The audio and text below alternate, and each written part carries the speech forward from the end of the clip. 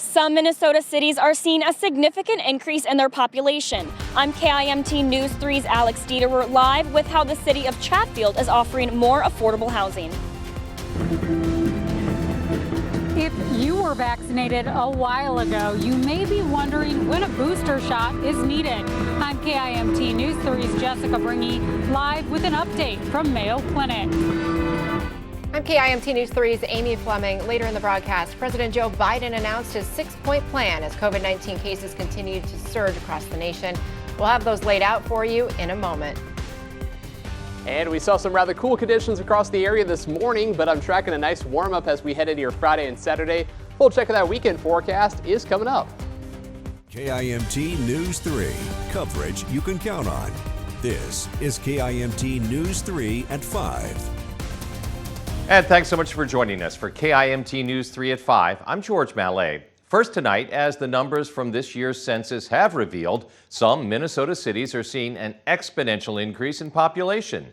KIMT News 3's Alex Dieterer boarded a bus earlier today to learn more about how the city of Chatfield is working to build a welcoming environment, complete with affordable housing. Alex.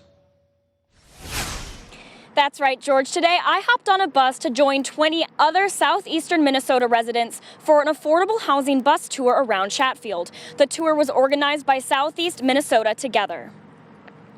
Over the last decade, the population of Chatfield has grown at nearly 8%. With population growth comes a need for residential housing for all income levels. The Chatfield leg of the bus tour visited 3 different price ranges of residential neighborhoods. I spoke with the City of Chatfield's Economic Development Administration Coordinator, Chris Geeson, to learn more about how the city is fostering a welcoming, healthy environment for its residents amid the population growth spurt. Which I think, goes to the testament of we are doing something in the right direction. We're providing the amenities, whether that be the schools, the swimming pool, the parks. I mean, they're all very important for why people will move somewhere because it's their life, it's their family, it's their time that they're spending. They want to be able to go walk, they want to be able to go ride their bikes and swim and have fun. And so there's not any of that to do. It's kind of a tough attraction pitch to get them to here. Geeson told me there are ordinances in place that require parkland dedication when a new subdivision is built. These not only provide access to parks, but also opportunities to carry on green spaces in the future. Live in Rochester, Alex Dieterer, KIMT News 3. Thank you, Alex. Now, that affordable housing bus tour loaded here in Rochester and then went on to visits in Chatfield, Preston, and Stewartville. Time for a check of the weather now. We're going to check in with KIMT Storm Team 3 Chief Meteorologist Aaron White. Started off pretty chilly this morning, but It's kind of refreshing when you wake up to a cool morning. Oh, for sure. I mean, a great night to keep those windows open this morning. I mean, temperatures were down into the upper 40s to lower 50s. A beautiful morning out there. Nice, crisp fall-like day, and we had some nice temperatures overall throughout the day today with a lot of sunshine. We dropped down to around 47 actually in Mason City, 45 the low in Forest City, around 50 in Austin and Rochester, and 50 in Preston. So nice start. And we saw some pretty nice temperatures through the day. Right now we're into the lower to middle 70s, a beautiful afternoon. 73 as we take a live look over Rochester, and in Mason City, sunny and 75. And going through our evening forecast, temperatures will drop down into the lower to middle 60s. Light winds, a few clouds out there, but really nothing to complain about for our evening forecast. Now I'm tracking more sunshine and some warmer conditions as we go into your Friday and Saturday, Amy. We could be talking about temperatures back to the 80s by Saturday. Not bad. All right, thanks, Aaron.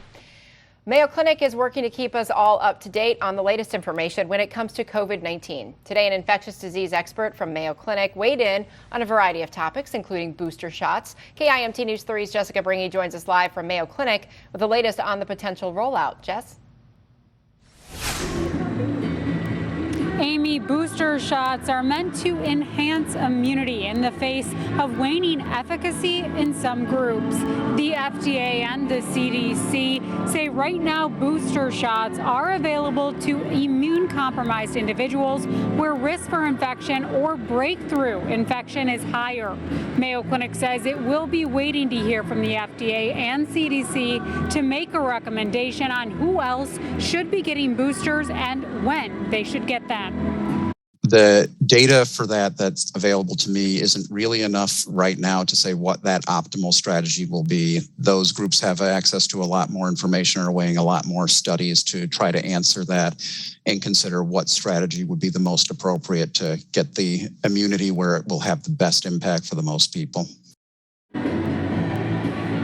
Dr. O'Horo does say there is evidence that there will be a rollout of booster shots, but the when, where, and who for the general public is still up in the air.